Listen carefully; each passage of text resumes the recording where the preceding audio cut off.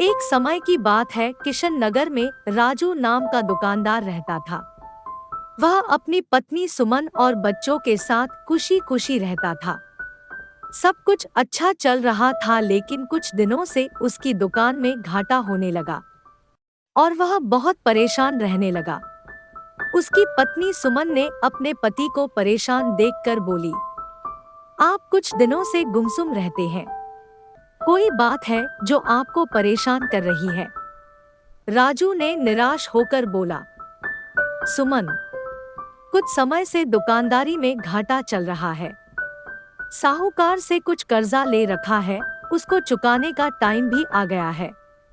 समझ नहीं आ रहा कि कैसे सब ठीक करूंगा। साहूकार भी अपने पैसे लेने एक दो दिन में आता ही होगा। इसी बात की चिंता मुझे रात भर सोने नहीं देती है। बच्चों की स्कूल फीस भरनी है, दुकान का राशन भरना है। कुछ समझ नहीं आ रहा मुझे। यह सब कैसे करूं मैं? सुमन बोलती है, मैं आपकी परेशानी समझ सकती हूँ। आपके मित्र सुरेश बहुत धनी दुकानदार है। आप उनके पास चले जाइए, वो आपकी परेशानी को जरूर समझेंगे। सच्चा दोस्त ही तो बुरे समय में काम आता है। आपको उनसे सहायता लेनी चाहिए। राजू अपने मित्र सुरेश के पास जाता है और बोलता है, मेरे दोस्त, मुझे आज तुम्हारी बहुत जरूरत है। मुझे कुछ पैसे उधार दे दोगे? मेरी दुकान कुछ समय से अच्छी नहीं चल रही और इसलिए मुझ पर बहुत कर्जा हो गया है। मैं तुम्हारे पास बहुत आशा के साथ आया हूं कि तुम मेरी जरूर मदद करोगे। सुरेश एक स्वार्थी और लालची दुकानदार था। वह बिना मतलब के किसी का कोई मदद नहीं करता था।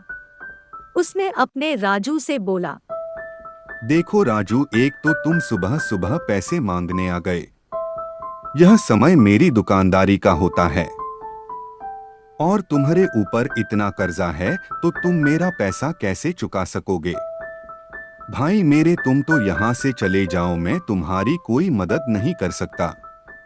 आखिर मेरा भी परिवार है, दुकानदारी है, बहुत खर्चे हैं और मेरे पास तुम्हें देने के लिए बिल्कुल पैसे नहीं हैं। राजू बहुत निराश होकर वहां से चला जाता है। रास्ते में उसको बुढ़िया मिलती है, जो मुश्किल से अपना सामान उठा पा रही थी।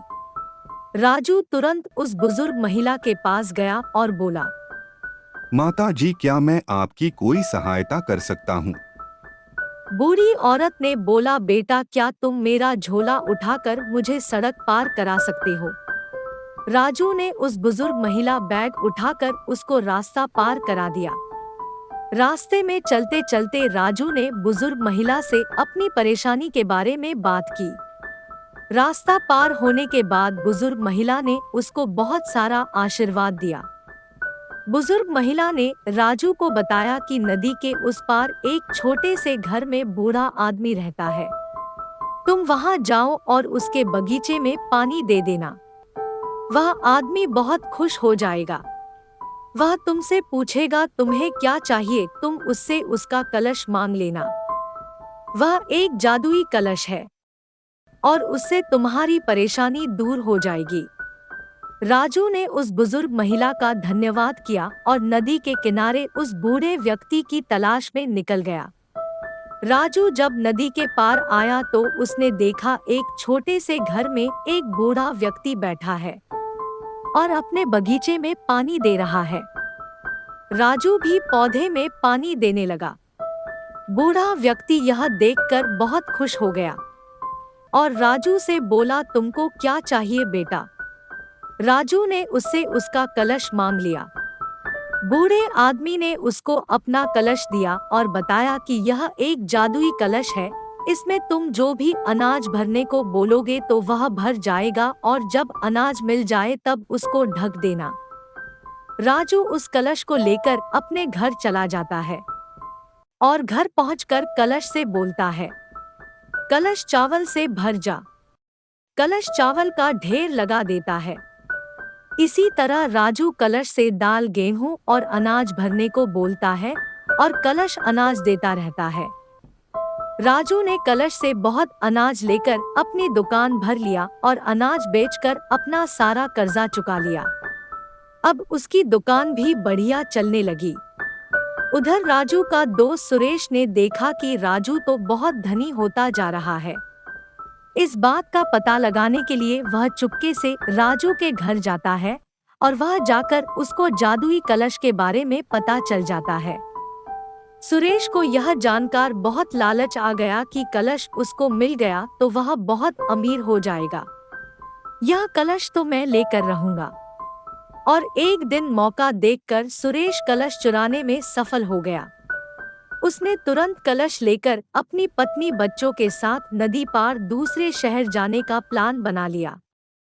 उसकी पत्नी बहुत आश्चर्य में थी कि उसका पति एक कलश लेकर अपना घर दुकान छोड़कर दूसरे शहर क्यों जा रहा है। सुरेश और उसकी पत्नी नाव में सवार हो गए। सुरेश ने बताया कि यह कोई मामूली कलश नहीं है, यह जादुई कलश है, बहुत सारा अनाज देने वाला है। उसने तुरंत कलश से बोला, कलश चावल भर दे। कलश ने चावल भरना शुरू कर दिए। नाव में चावल का ढेर लगने लगा, लेकिन सुरेश को पता नहीं था कि अनाज भरने के बाद कलश को बंद करना भी होता है, और इस वजह से नाव में चावल इतना भर गया कि उसके भार से नाव डूब गई और सुरेश अपनी पत्नी के साथ नदी में डूब गया। यह कहानी हमें सीख देती है कि हमें लालच नहीं करना चाहिए। लालच एक हानिकारक गुण है जो न केवल हमें दूसरों से दूर करता है, बल्कि वास्तविक सुख और संतोष से भी वंचित करता है। जब हम लालच की चपेट में आते हैं, हम अपनी मूल इंसानियत को खो देते हैं। अगर आपको मेरी कहानियाँ अच्छी लगती हो तो कमेंट करके जरूर बताइएगा और मेरे YouTube चैनल को सब्सक्राइब, लाइक, शेयर करना मत भूलना।